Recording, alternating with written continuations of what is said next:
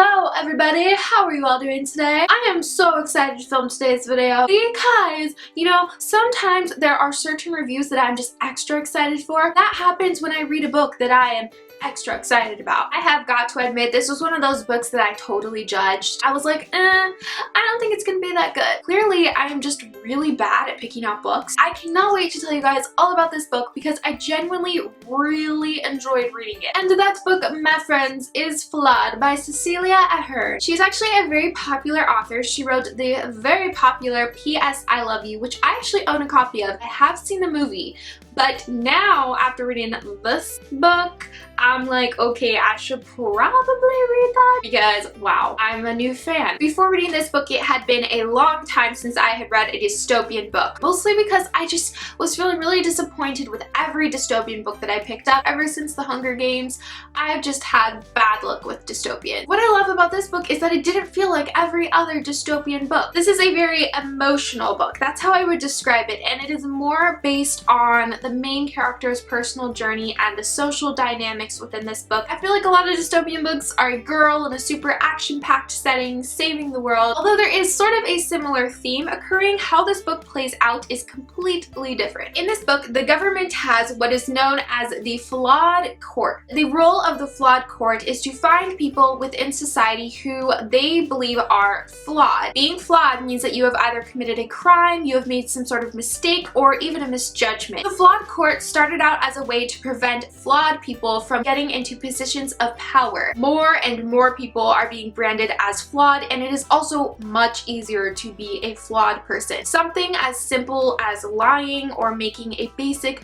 misjudgment can put you at risk of being flawed. If they do decide that you are flawed, the procedure for becoming officially flawed is terrible. Basically, you are branded with an F. They literally burn the F into your skin. It is incredibly painful. They lock you down in a chair, lock all of your legs, your hands, your arms, and they brand you with an F. They brand you in a place that is symbolic of whatever crime you committed. So for example, if you stole from a store, they would brand your hand with an F. If you are a flawed person, you are not allowed to indulge in anything. You can only eat really basic, boring foods, and they make sure to count your calories every day so that you're only consuming the required amount of calories you're supposed to have. You are also not allowed to leave the country, so there is no way out. And to make everything even worse, people who are not flawed are really limited in how they interact with flawed people. It doesn't matter if a flawed person is your family member, your boyfriend, your best friend, you are not allowed to help a flawed person or even give a flawed person special attention, because if you do, you will be accused of having poor judgment and you may be flawed yourself. Our main character, Celestine, I really loved her. Celestine is definitely kind of a goody two-shoes. She does everything right. She is a perfectionist and everybody thinks of her as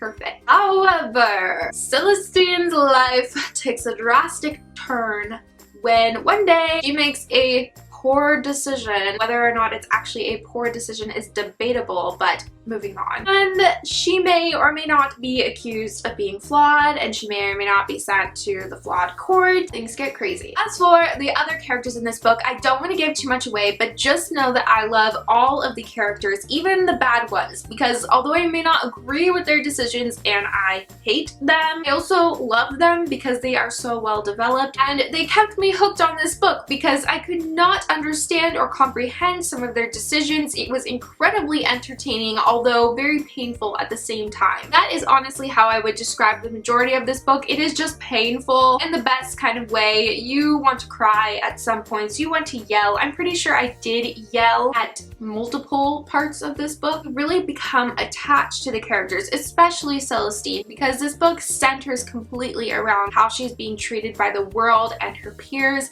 and it's heartbreaking. This perfect girl who everybody loved and she was always treated with so much love and respect. Now, just because she has been branded with this label, the entire world sees her in a completely different light. The romance in this book, I will say, does not really play a big part. While there is a romance present beneath everything, it is definitely not the main focus of this book at all, but I was actually really relieved by this because I think that if there was a really heavy romance in this book, it would have really taken away from the amazingness that is this plot and Celestine's journey that she is going on, because this book is really centered on Celestine's character growth. For those of you who really like having a present romance in the books that you read, just know that just because the romance isn't super present in this book, you will still be satisfied by some of the romantic aspects that are in this, and if anything, this book will just leave you really intrigued to go on to the sequel. It really sets the stage for what I think is going to be a very good romance. This isn't your action-packed love triangle kind of dystopian book. This is much deeper than that, but that being said, just because this book is deeper and more complex in my opinion,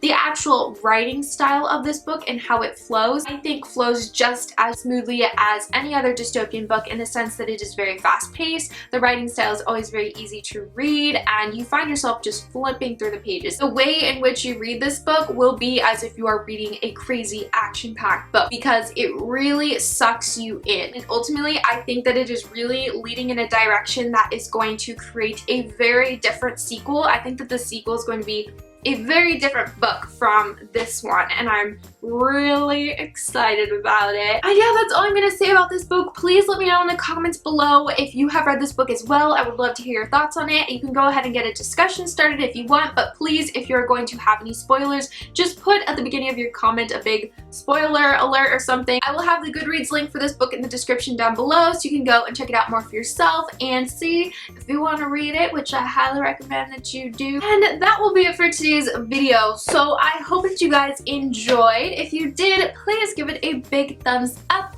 I hope that you'll go and have yourselves a fabulous day, and I will see you guys next time. Bye!